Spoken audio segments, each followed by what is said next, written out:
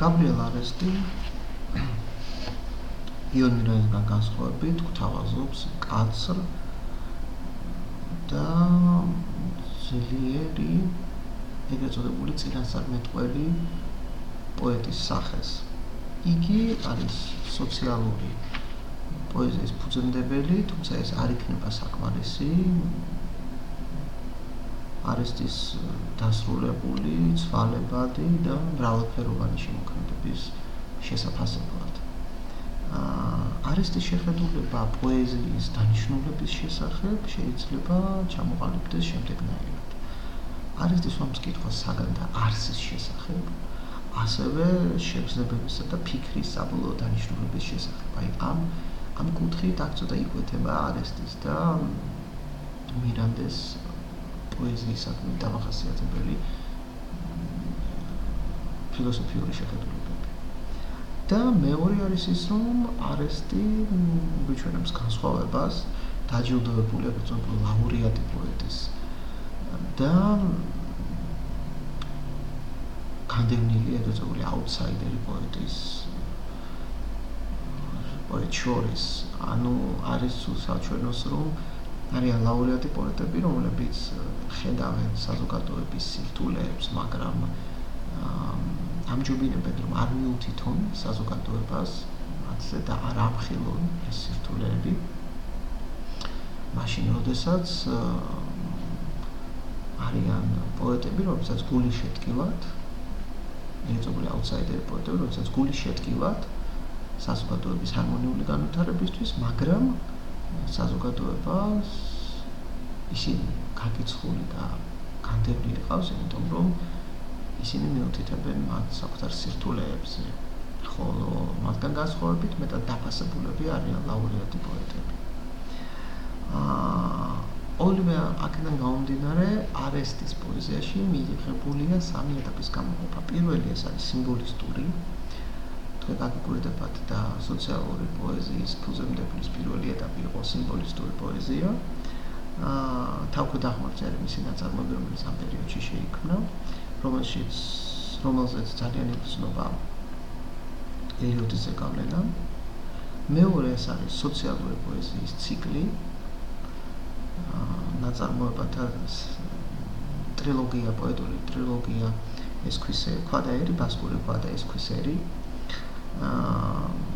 და ამ სახელწოდებებში აღინიშნება სიტყვათა თამაში ბასკეთის ქვეყანასა და ქვას შორის და მესამე ისევ დაბრუნება ელიოტის პოეტიკასთან.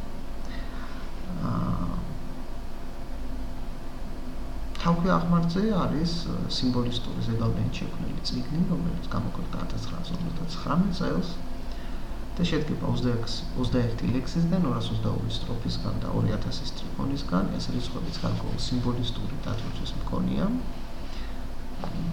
არესტს უნდა შეექმნა დახურული პოეზიის სიმეტრიული სახე, ასე რომ სტრიქონების და ლექსების რაოდენობას გარკვეულ სიმბოლისტურ დანიშნულებას ატარებს.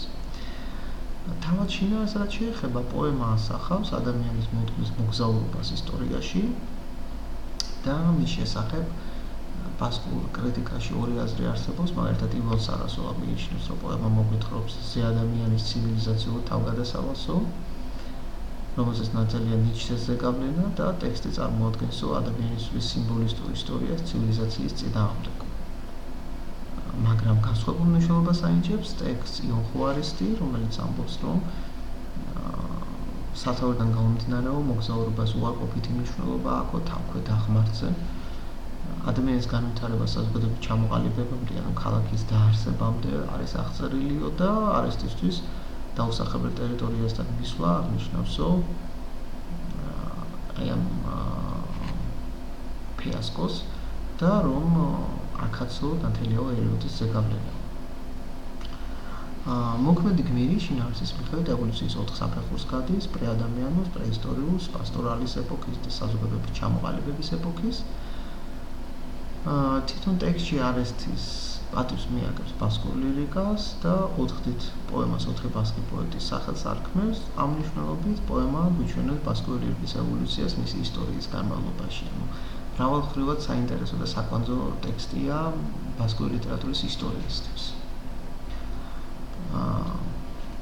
აურელია არკოჩა მიუთითებდა, რომ პოემის აგებულებას ისე როგორც შინაარს გარკვეული მითური დანიშნულება აქვს და მათ სიმბოლურია. მეორე ეტაპი სოციალური პოეზია, როგორც აღნიშნოთ, ესაა ტრილოგია, ქვადაერი, რომელიც გრძელდება ბასკური ქვა და ეს ქვის ერი. და აქ რომანტიკული მე, ავტორისეული რომანტიკული მე უკვე ჩანაცვლებულია პოეტი წინასწარმეტყველის ფიგურით. აქ არესტი უკვე საუბრობს იმ სიმახინჯეებზე და იმ სიავეზე, რომელიც არსებობს საზოგადოებაში. ეს მოდელად არის აღებული ბასკური საზოგადოება, რომ ბუნებრივია, რომ ეს ყველა საზოგადოებას ახასიათებს. ზოგჯერ პროზის ელემენტებიც კი არის გამოყენებული პოეტურ კრებულში და თავად არესტი ამბობს, რომ ეს მისთვის ჩაქუჩია, მისთვის პოეზია არის ჩაქუჩი, რომელთაც მან უნდა გამოაფხიზლოს ადამიანთა გონება. ძირითადად რაც ახასიათებს ამ ლიტერატურას, ეს გახლავს გამოყენება სასაუბრო ენის, იმიტომ რომ მასებისთვის, მაქსიმალური რაოდენობის მკითხველისთვის უნდა და მისი გზავნილის მიწოდება არის და ამიტომ მან გააზღუდა არ გამოეყენებინა ბაროკოს სტილი ტექსტების ქსოვის დროს, არამედ გამოეყენებინა სასაუბრო ენა, რადგანაც ყველასთვის გასაგები გამხდარიყო მისი გზავნილი, მისთვის უპირატესი იყო გზავნილის მიწოდება. რაც გამოიხატებოდა იმაში, რომ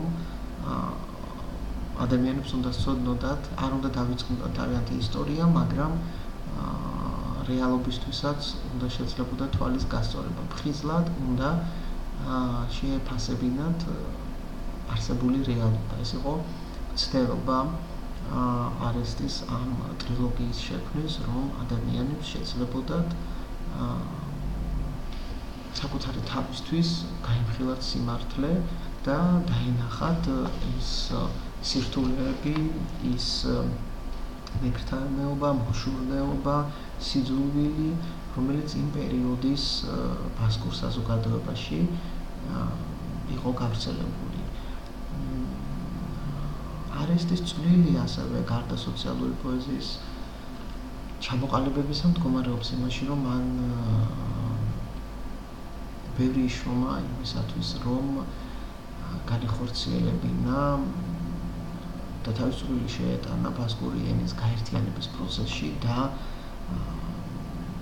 გარკვეული ტექსტები მან სპეციალურად დაწერა მოძველებული არქაული სალიტერატურო ნორმებით, ენობრივი ნორმებით, იმისთვის, რომ დაესაბუთებინა ბასკური აკადემიის მესვეურებისთვის, თუ რაოდენ საჩქარო და სასწრაფო საქმე იყო განხორციელება ენის რეფორმის, გაერთიანებული ენის. რათა ყველა მწერალს ერთ სტანდარტულ უნიფიცირებულ ენაზე დაეწერა და შეწყვეტილი იყო სხვა კილოზე ტექსტების წერა. ეს ხელს შეუწყობდა გაერთიანებული მკითხველის შექმნას და გარდა ამისა ენის მომდევნო განვითარებას. აი ეს გახლავთ კიდევ ერთი წვლილი, რომელიც არესტმა შეიტანა ბასკური ენის და ლიტერატურის, ზოგადად ბასკური კულტურის განვითარების საქმეში. ასევე აღსანიშნავია, რომ ამ სოციალურ პოეზიას მიმბაძველთა დიდი ჯგუფი გამოუჩნდა, თუმცა მათი პოეზია უფრო პოლიტიკური შინაარსის მქონე გახდა, პოლიტიკურად კომპრომეტირებული პოეზია გახდა და მან დაიცვა ბასკური ნაციონალისტური იდეები. ასევე აღსანიშნავია ბასკური ლიტერატურის ისტორიაში არესტის კიდევ ერთი წვლილი, როგორც არის ბასკური დრამატურგიის განვითარება და ასევე ბასკური თარგმანცოდნეობის განვითარება, დაწყებული ფედერიკო გარსია ლორკათი და დამთავრებული ევროპელი ავტორებით. ძალიან ბევრი ავტორი ამეტყველა არესტმა ბასკურ ენაზე. ილიას სახელმწიფო უნივერსიტეტმა გამოსცა პროფესორ კორტასარის წიგნი გაბრიელ არესტის ბიოგრაფია და ასევე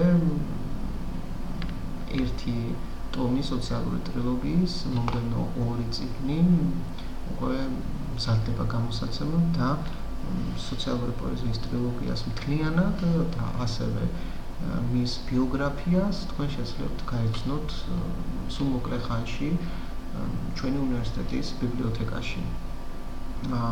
თვითონ თემა არესტის როგორც მოვლენის ბასკურ ლიტერატურაში ძალიან ვრცელი და მოუწურავია და ამ თემას ჩვენ თანდათანობით შემდგომ კიდევ განავითარებთ სემინარზე, სადაც გვექნება მეტი დრო და სადაც ფორმატი მოგცემს საშუალებას, რომ გავარჩიოთ პოეტური ტექსტებიც. რადგანაც თქვენ ნახავთ, რომ პოეტური ტექსტების გარჩევით შევიქმნით უკეთეს წარმოდგენას კონკრეტულ ავტორის შესახებ, იმიტომ რომ წინააღმდეგ შემთხვევაში მხოლოდ შრაი თეორიით ძალიან რთულია ავტორზე საუბარი. ტექსტების გარჩევის დროს ჩვენ შევძლებთ შევადაროთ ტექსტები თარგმანებს,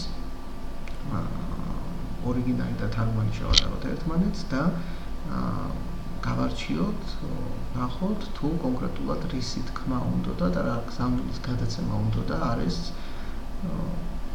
მკითხველისთვის, რომელიც მისი აზრით უნდა გამხდარიყო გაერთიანებული ენის, უნიფიცირებული ენის მკითხველი და რა იყო ის ძირითადი מחვილები, რომელიც აუცილებლად უნდა დასმულიყო არესტის აზრით უახლოეს პერიოდში ბასკური კულტურის ისტორიაში. აი ამ ყველაფერზე ჩვენ შევძლოთ ვისაუბრებთ უკვე სემინარზე. დიდი მადლობა.